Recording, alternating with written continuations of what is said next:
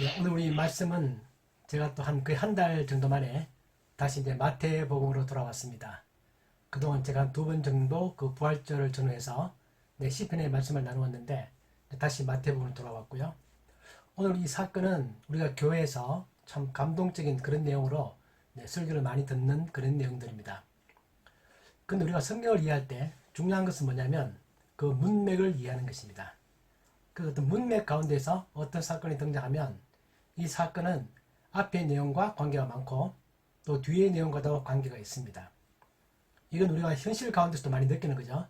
우리가 신문 기사를 보거나 또는 우리가 어떤 고문을 쓰거나 또는 소설을 읽거나 어떤 영화를 볼 때 이 사건이 앞뒤에 처해 있는 상황이 무엇인가가 아주 중요합니다. 이제 그런 가운데서 그걸 이해를 해야 그 정확한 의미를 이해할 수 있습니다. 우리가 성경을 읽다 보면 가끔은 좀 생뚱맞게 갑자기 여기서 왜 이런 이야기가 나오지? 또 예수님께서 왜 저런 말씀을 하시지? 그런 걸 느낄 때가 가끔 있습니다. 근데 하나님께서는 이 성경을 기록한 사람들을 통해서 그 속에 아주 면밀한 의도를 가지시고 어떤 그 사건과 그 이야기들을 배치하는 것입니다. 그게 우리가 어떤 사건을 볼 때 앞뒤의 문맥이 무엇인가를 보는 게 중요한데, 오늘 이 가나안 여자의 믿음, 즉 가나안 여자가 자기 딸이 귀신 들렸다. 그 예수님께 나와서 예수님 저희 딸을 고쳐주십시오 이렇게 말했는데, 예수님께서는 평소 같으면 자기에게 도움을 청하는 사람들에 대해서 쉽게 허락을 하십니다.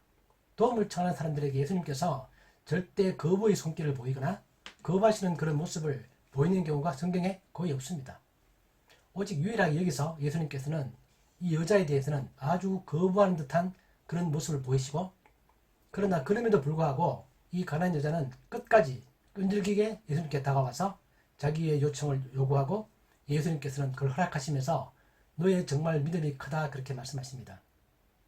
그래서 이 사건이 우리들에게 말해주고 있는 바는 뭐냐면, 이 마태복음 15장 우리가 오늘 본 사건 바로 앞의 사건이 뭐냐면, 우리가 한 달 전쯤에 우리가 봤던 것 같은데요, 예수님과 바리새인 간의 논쟁이 있었습니다. 그때 어떤 논쟁을 했냐면은 바리새인들이 예수님과 그의 제자들이 음식을 먹을 때 손을 씻지 않는다, 즉 장로들의 유전을 지키지 않는다, 그런 형식적 내용을 가지고 와서 예수님께 시비를 걸었습니다.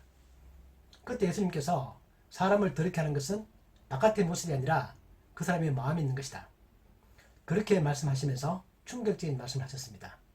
저 바리새인들은 하나님께서 심으신 나무가 아니다.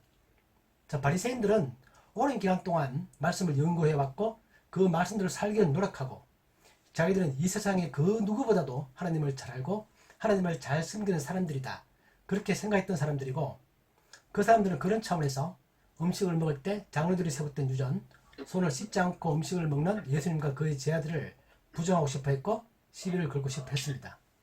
그런데 예수님께서는 너희들이 그렇게 외형에 치우치는 것은 너희들이 하나님께서 심으신 나무가 아니다 라는 것을 말하고 있는 것이다 그렇게 말씀하십니다.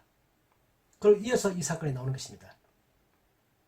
우리가 이 사건을 보면서 이 여자는, 가나안 여자는 바리새인들만큼 율법에 대해서 잘 모릅니다. 가나안 여자는 한 번도 하나님께 자기가 제사를 드려본 적이 없습니다. 어릴 때 부모님으로부터 여호와에 대해서 들어본 적도 없습니다. 그러나 그의 마음 가운데는 예수님께서 행하시는 기적들을 들어보니 그 기적이 정말 그 은혜에 아주 작은 부분만 나에게 주어져도 나의 문제를 해결할 수 있고, 하나님은 그러한 것들을 베푸실 수 있는 능력을 가지고 계시고 또한 그러한 은혜를 가지고 있다라는 사실을 알면서 나아오는 것입니다. 우리의 질문은 뭐냐면, 이 가나안 여자가 하나님께서 심으신 나무입니까? 어떻게 생각하세요? 저 바리새인들은 어릴 때부터 율법을 외우고 율법의 글자 하나도 흐트러뜨리지 않게 다 지키고 싶어하는 그런 삶을 평생 살아온 사람들입니다. 예수님께서는 그 사람들을 향하여 저들은 하나님이 심으신 나무가 아니다, 이 가나안 여자는 하나님께서 심으신 나무다 이렇게 대비해서 말씀하고 있는 것입니다. 왜냐하면 이 가나안 여자가 예수님께서 거부하는 모습을 보임에도 불구하고 끝까지 예수님께 나아오는 이유는 뭐냐면 바로 그 마음 가운데 하나님께서 믿음을 심으셨기 때문에 그렇습니다. 그래서 그는 하나님이 심으신 나무라는 겁니다. 이 제자들은 이런 말 들을 때, 이 모습을 볼 때 너무나 충격적입니다. 저희도 유대인이고 어릴 때부터 율법을 배워왔지만 예수님께서 지금 파격적으로 저 바리새인들은 하나님이 심으신 나무가 아니다.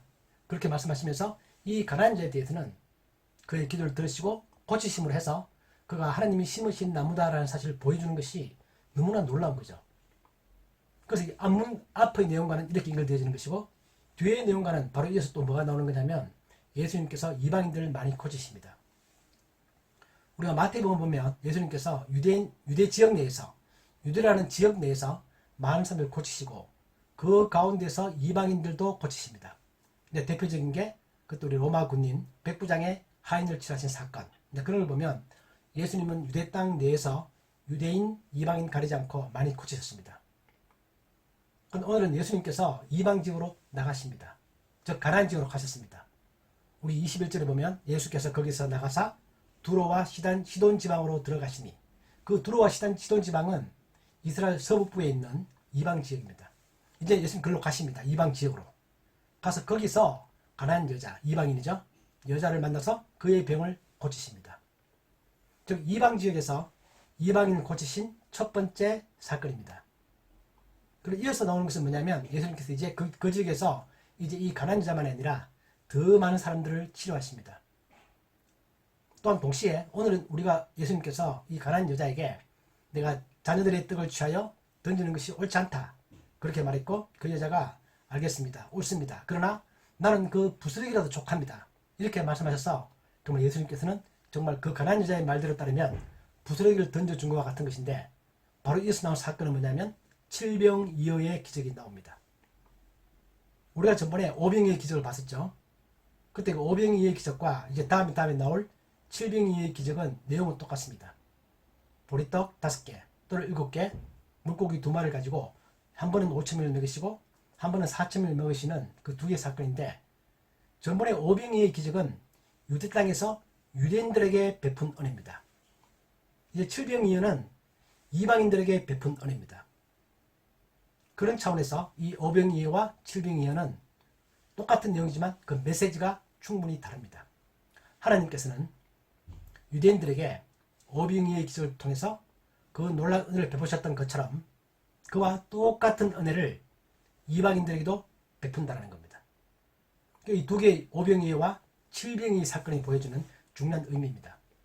그래서 바리새인들을 향하여 너희는 하나님이 심으신 나무가 아니다. 그 사건과 이제 이방인들에게도 하나님께서 유대인들에게 베푸셨던 똑같은 은혜를 베푼다는 이 두 개의 사건 가운데 오늘 우리가 봤던 이 가난한 여자의 딸을 고치는 그런 사건이 들어있는 것입니다. 이 두 개의 사건을 연결하는 그런 것들입니다. 오늘 우리가 본 이 본문이. 그래서 마태복음이 가지고 있는 중요한 주제가 우리가 처음부터 봤지만 메시아께서 하나님께서 자기 땅에 오셨다. 몇천 년 동안 율법을 말씀하시고 가르쳤던 그 백성 가운데 그 사람들이 섬겼던 그 하나님이 인간의 몸을 입고 이 땅에 오셨지만 정작 유대인들은 그 하나님을 거부했다. 그래서 그 복음은 이제 이방 지역으로 넘어간다. 전 세계에 그 복음이 퍼져나간다. 라는 것들을 마태복음이 가지고 있는 중요한 주제고 바울이 이 주제를 계속 이어가고 있는 거죠. 또한 마태는 이 마태복음을 유대인들을 향하여 기록한 것입니다. 유대인들이요. 너희들이 십자가에 못 박은 그 예수가 바로 하나님 보내신 메시아시고 그분이 정말 우리들에게 우리가 그렇게 만나고 싶어 했던 바랐던 그 메시아이지만 정작 유대인들은 그 메시아를 거부했다.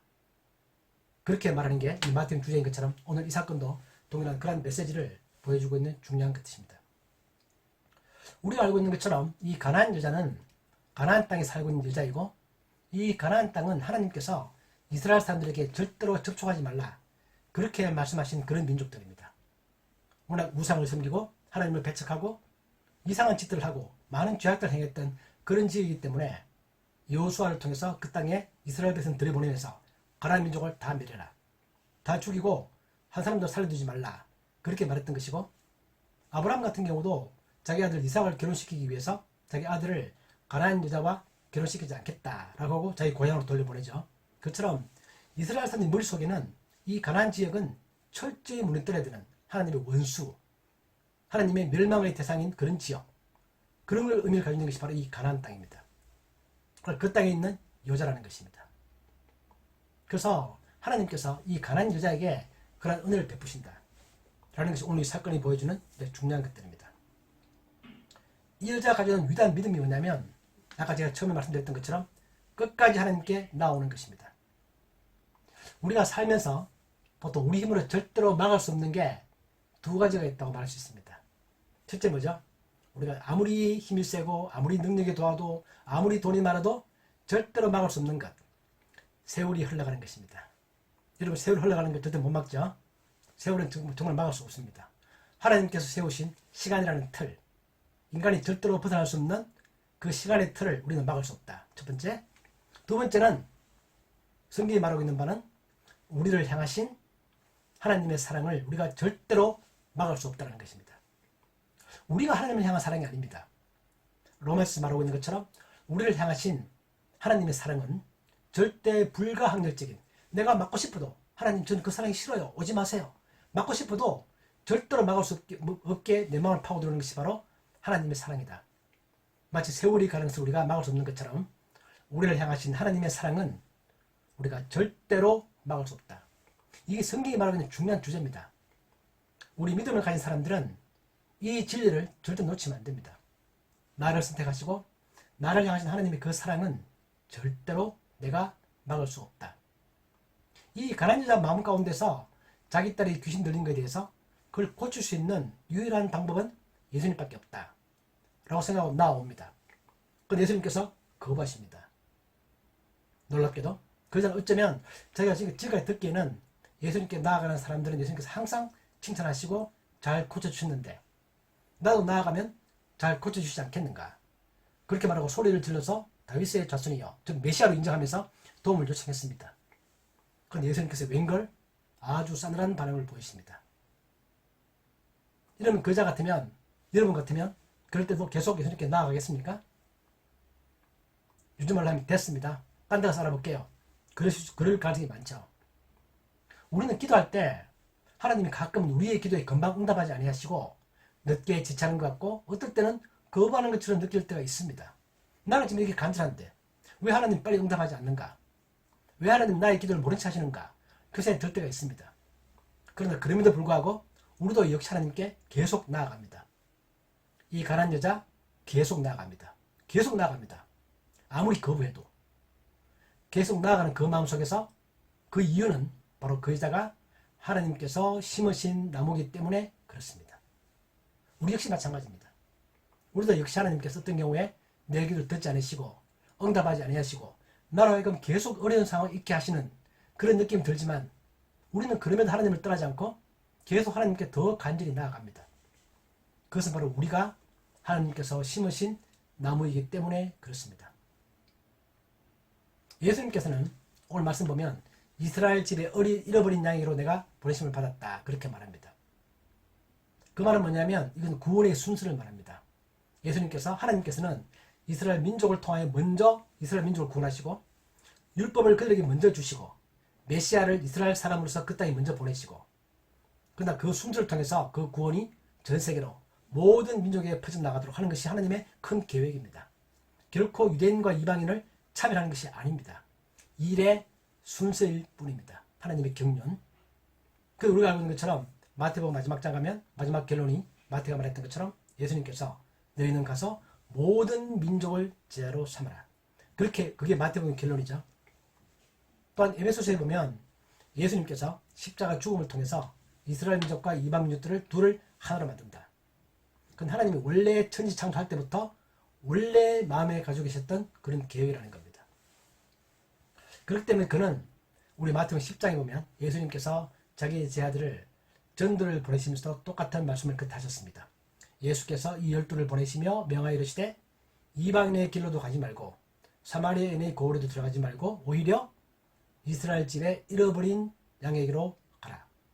제자들 그렇게 말씀하셨는데 오늘도 그 말씀을 똑같이 예수님 자신이 그 말씀을 반복하십니다. 그러시면서 구원의 순서는 유대인에게 먼저 가는 것이고 이제 그걸 넘어서서 이방인들로 가는 것이다, 그런 순서를 말한 거죠. 그리고 이 여자는 그런 거부에도 불구하고 정말 그 떡 전체를 내가 받지 못하더라도 부스러기, 빵 부스러기만 받아도 족하다. 그 가운데 정말 놀라운 믿음이 있는 거죠. 그는 하나님 이해하는 폭이 아주 큽니다. 하나님께서 나에게 그분의 능력이나 은혜에 50%, 30%, 20%가 아니라 정말 0.01%에 해당되는 아주 작은 것만 베푸셔도 내가 절대 해결할 수 없는 이 문제를 해결할 수 있다 라고 생각하는 것입니다.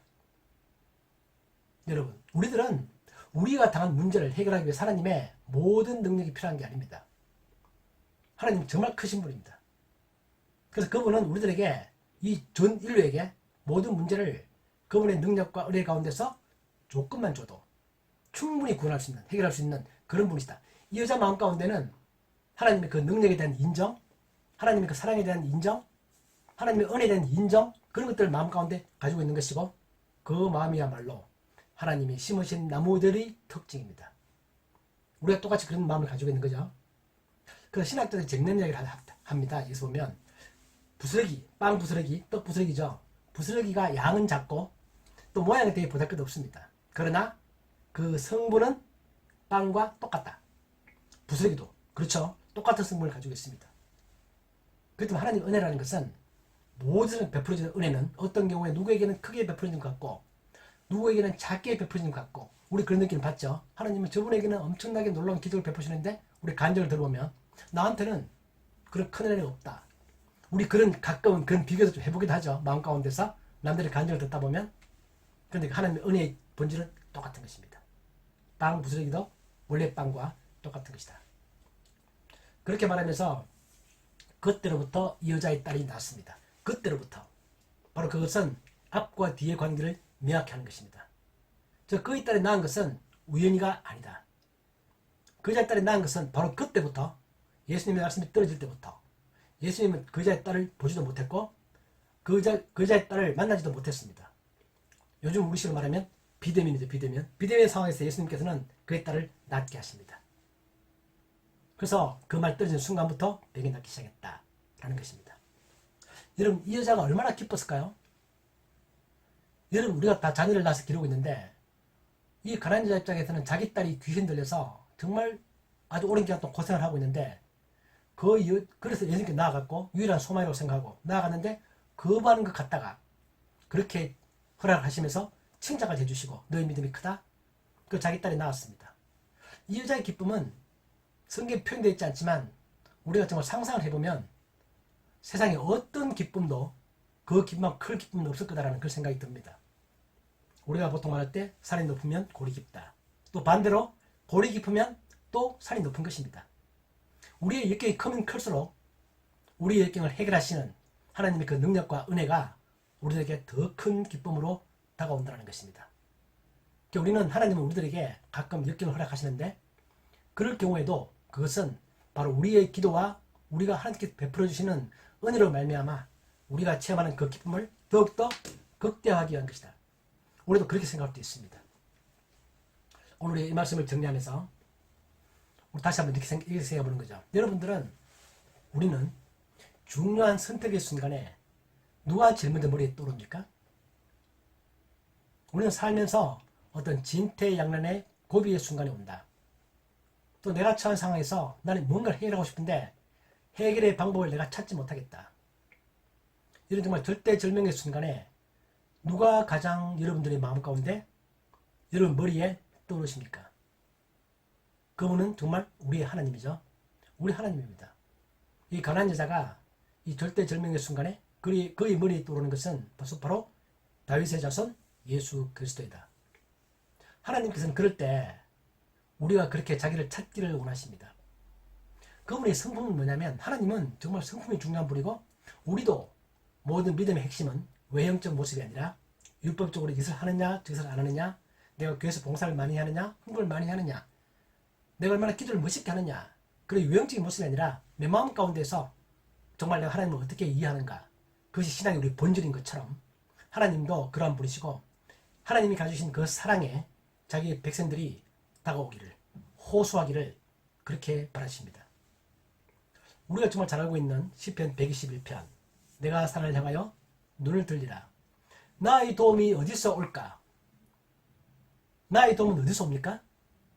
나의 도움은 천지를 지으신 여호와에게서 온다라는 겁니다. 그게 성경이 말하고 있는 바죠. 오늘 이 가난한 여자는 이 시편의 이 말씀을 그대로 자기 삶 가운데서 경험해 보는 것입니다.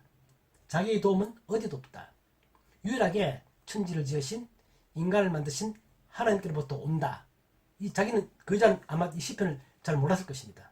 모르겠죠. 가난한 자이기 때문에. 그러나 이 시편을 몰라도 이 시편의 정신만큼은 그 자가 이해하고 있었고 자기 삶 가운데 체험하는 것입니다.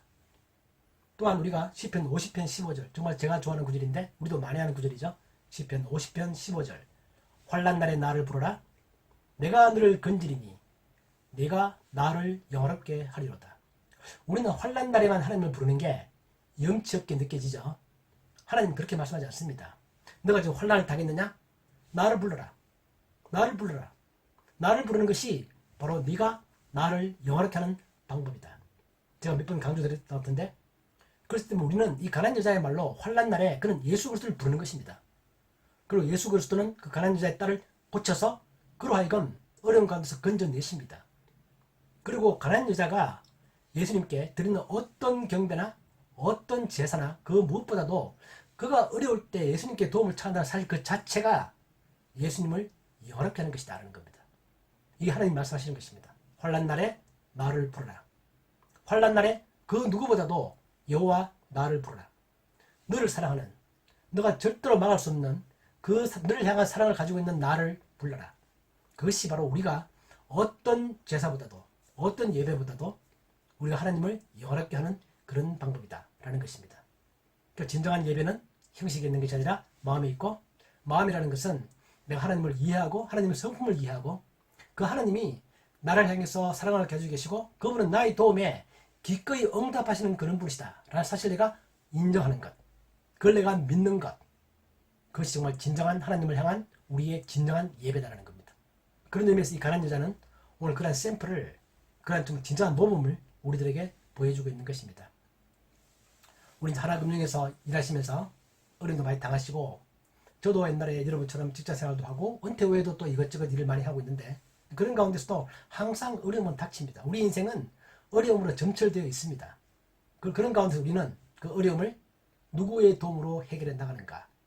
그러면서 우리는 그런 가운데서 하나님과 내가 동행하는 것입니다. 하나님의 존재를 내가 체험하는 것입니다. 그런 것이 우리 진정한 복이고 자, 우리 그러한 복들이 여러분 모두의 삶에 오늘 지금까지 그래왔던 것처럼 앞으로도 계속 차고 넘치기를 우리 예수님의 이름으로 축복합니다. 아멘. 하나님 아버지 오늘 이 가난한 여자의 믿음을 보면서 정말 그 여자는 하나님께서 심으신 나무이십니다.